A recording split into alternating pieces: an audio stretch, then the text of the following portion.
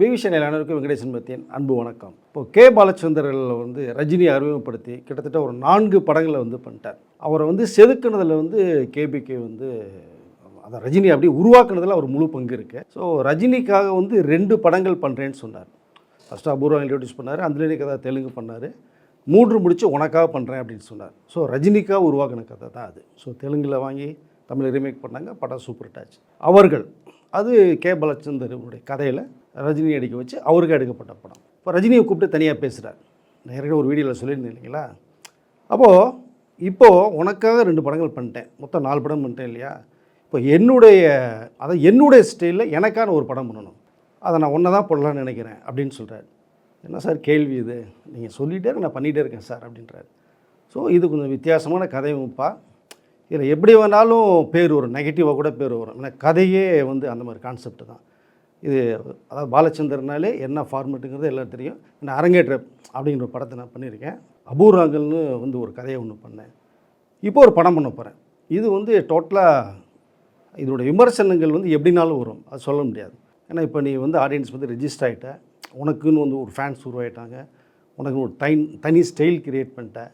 So இப்படி உன்னுடைய journey போயிட்டுருக்கு. இதில் நான் ரொம்ப யோசிக்கிறேன், உன்னை இந்த கதைக்குள்ளே கொண்டு வரலாமா அப்படின்னு சொல்லி. ஆனால் நீ பண்ண ஒரு புதுசாக இருக்கும், ஆனால் உனக்குள்ளே இருக்கிற இன்னொரு ரஜினியும் இதில் வந்து நீ வந்து வெளிக்காட்டலாம் அப்படின்னு சொல்லி சொல்கிறாரு. என்ன சார் இது, நீங்கள் எனக்கு வந்து எக்ஸ்பிளைன் பண்ணணுமா சார், நீங்கள் என்ன கதைனாலும் பரவாயில்ல நான் பண்ணுறேன் அப்படின்னு சொல்லி ரஜினி சார் வந்து ஹோப் கொடுக்குறாரு. அப்படி நீ ஒருவேளை இதை பண்ணுறதுக்கு கொஞ்சம் யோசித்தேன்னா, இதை பண்ணுறதுக்கு இன்னொரு ஆர்டிஸ்ட் இருக்கார், நான் அவரை வச்சு கூட ட்ராவல் பண்ணுவேன், ஆனால் நீ பண்ணால் நல்லாயிருக்கும்னு திரும்பி சொல்கிறார். சார் தயவுசெய்து நீங்கள் யோசிக்கவே வேணாம் சார், நான் யோசிக்கவே இல்லை, நீங்கள் சொல்லுங்கள் நான் பண்ணுறேன் அப்படின்றார். ஸோ இதில் வந்து ஒரு புது கெட்டப் வேணால் நீ பண்ணிக்கோ நீ அப்படின்னு ஒரு கேரக்டர் சொல்கிறார். ரஜினி சார் அந்த கதையை கேட்டு பண்ணோன்னு, சார் உண்மையிலேயே புதுசாக இருக்குது, இது வந்து ஆக்டிங்க்கு எனக்கு ஒரு சோர்ஸ் இருக்குது, இதில் நான் பண்ணுறேன் சார் டெஃபினட்டாக அப்படின்னு சொல்கிறாரு. அப்போ அந்த கேரக்டர் கேட்டவுடனே ஒரு சின்ன கெட்டப் சொல்கிறார். படம் பூரா பார்த்திங்கன்னா ஒரு லுங்கியில் வருவார், ஒரு ஜிப்பாக ஒரு ஷர்ட்டில் தான் வருவார். அதில் ஒரு அந்த நார்மல் மீசைக்கு பதில் ஒரு சின்ன இந்த போலீஸ்காரன் ஒரு மீசை ஒன்று இருக்குங்களா, அந்த கெட்டப் ஒன்று வைக்கலாம் சார். அப்புறம் எப்போவுமே இந்த கழுத்தில் சில பேர் தங்க செயின் போடுறது மாதிரி கழுத்தில் ஒரு சைக்கிள் செயின் ஒன்று போட்டுக்கிறேன் சார் அப்படின்னு சொல்கிறாரு. பாலச்சந்தர் யோசிக்கிறார், சரி இதை கூட நான் யோசிக்கல, ஸோ அந்த கெட்டப் தான் நான் வந்து இப்படி கொண்டு வரலான்னு யோசித்தேன், நீ அதை எக்ஸ்ட்ரா ஒரு போட்டு பண்ணுறியா, இதுக்கு தான் உன்கிட்ட வந்து ஐடியா கேட்டேன் நான் அப்படின்றாரு. ஸோ அப்போது அந்த படம் உருவாகுது. இதில் சரிதா வந்து இன்ட்ரடியூஸ் பண்ணுறார். சரிதாவுக்கு ஃபஸ்ட்டு படம். பட் எந்த ஒரு ஃபீமேல் ஆர்டிஸ்ட்டுமே தன்னுடைய முதல் படம் வந்து எப்படியே இருக்கணும்னு சொல்லி பெரிய ட்ரீமில் தான் உள்ளே இறங்குவாங்க. ஆனால் சரிதா இந்த ஒரு கேரக்டர் பண்ணுறதுக்கு வந்து உண்மையிலே உங்களுக்கு மிகப்பெரிய ஒரு தில்லு வேணும், எந்த நடிகையாக இருந்தாலும். ஃபஸ்ட்டு படம் தான், கேரக்டர் கிடைச்சா போதும் அப்படிங்கிறது வந்து ஒரு பக்கம் இருந்தால் கூட, இந்த கேரக்டர் பண்ணுனா ஃப்யூச்சரில் வந்து இப்படியே தான் ஃபோக்கஸ் ஆகும். எல்லோருடைய பார்வையும் சரிதாவை அவங்க பார்க்கும்போது இப்படி தான் இருக்குமோன்னு தோணும். ஸோ அப்படியே ஒரு கேரக்டர். இப்போ அவங்க சரிதா கிட்டேயும் சொல்லும்போது, சார் நீங்கள் எவ்வளோ பெரிய டைரக்டர், நீங்கள் எனக்கு இப்படி ஒரு வாய்ப்பு தர்றதே எனக்கு பெரிய விஷயம் சார், பட் இது ஸ்கோர் பண்ணுறதுக்கு நிறையா இருக்குது அப்படின்னு சரிதாவும் சொல்கிறாங்க. ஸோ இப்போது ரஜினி வந்து ஒர்க் அவுட் ஆகிடுச்சு. அடுத்து சரிதாவும் சொல்லி எல்லாம் பிளான் பண்ணிட்டாங்க. ஒரு டிஃப்ரெண்ட்டான ஒரு கதை அந்த படம் தயாரிக்கிறாங்க. அப்படி போகுது அந்த படம். தப்பு தளங்கள். ஸோ விமர்சன ரீதியாக வந்து நல்ல விமர்சனங்களை பெற்றுச்சு அது, பட் வசூல் ரீதியாக கொஞ்சம் கம்மியாக தான் இருந்தது.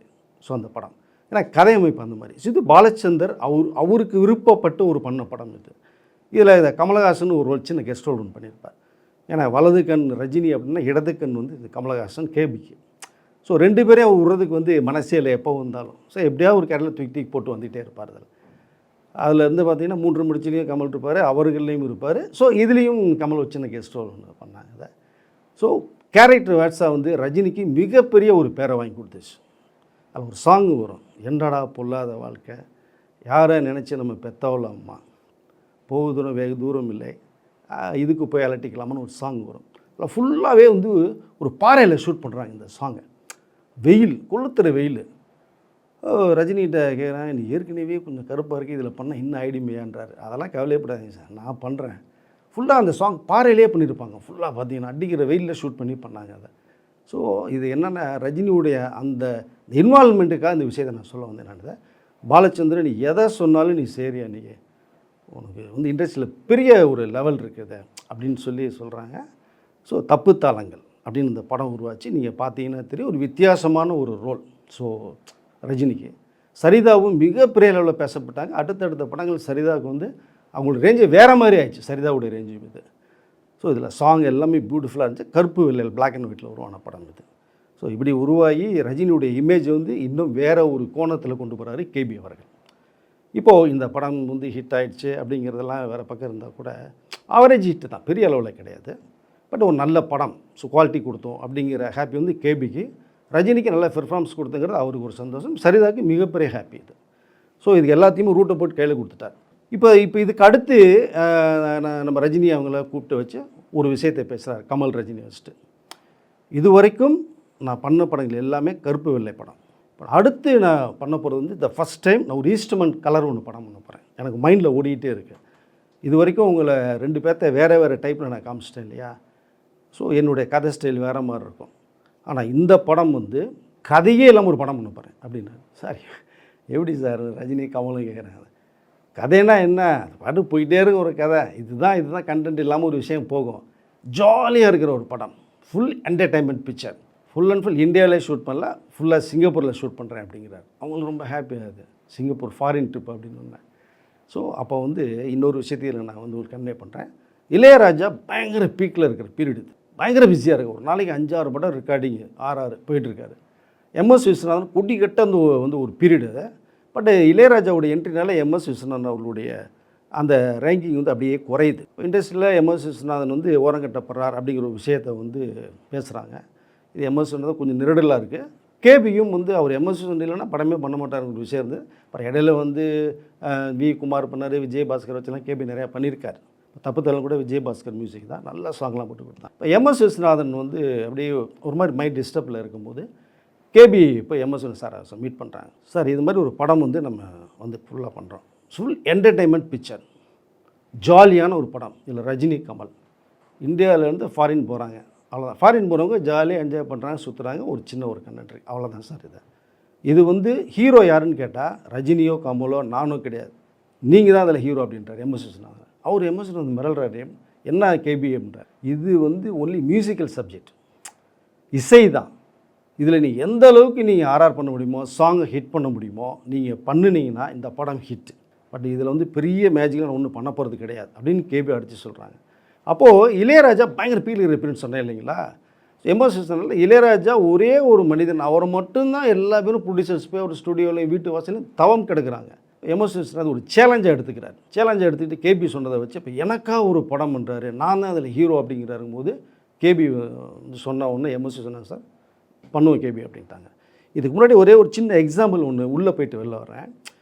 ஏற்கனவே எம்எஸ் நிறைய படங்கள் வந்து ஹிட்டு கொடுத்து இன்றைக்குமே எவர்கிரீன்னு வந்து அது அதை பற்றி பேச வேண்டியதே நெசசிட்டி இல்லை, அவ்வளோ ஹிட் சாங்ஸ். உலகம் சுற்றும் வாலிபன்னு ஒரு படம் வந்து எம்ஜிஆர் வந்து அவருடைய சொந்த படம். அப்போ அரசியல் நுழையிற பீரியட் ஏகப்பட்ட பிரச்சனைகளை சந்திக்கிறார். ஸோ இப்போ எம்எஸ் விஸ்வநாதன் ஒரு சின்ன லீட் மட்டும் கொடுத்தேன். இப்போ உலகம் சுற்றும் வாலிபன் எம்ஜிஆர் படம், அரசியலில் அவருக்கு வந்து பயங்கர பிரச்சனைகள் உருவாகுது, அவர் ஃபாரினில் ஃபுல்லாக எடுக்கிறார். ஆனால் இதுக்கு மியூசிக் டைரக்டர் வந்து வேற ஒருத்தரை கமிட் பண்ணுறாரு நம்ம எம்ஜிஆர் அவர்கள். அப்போது எல்லா பேரும் இண்டஸ்ட்ரியில் வந்து என்ன அதான் எம்எஸ்சிட்ட கேட்குறாங்க, எம்ஜிஆர் வந்து உங்களை விட்டு போயிட்டாரே எப்படி இது அப்படின்னு சொல்லி கொஸ்டினாக வருது. ஏன்னா எம்எஸ்சினா பீக்கில் டாப்பில் இருக்கிற பீரியட் அது. எதுக்கு எம்ஜிஆர் விட்டு போனார்னு எம்எஸ் விஸ்வநாதனுக்கு மிகப்பெரிய ஒரு குழப்பம். நேரடியாகவே ராமாவரம் தோட்டத்தில் போய் எம்எஸ் விஸ்வநாதன் அவர்களை போய் பார்க்குறாரு.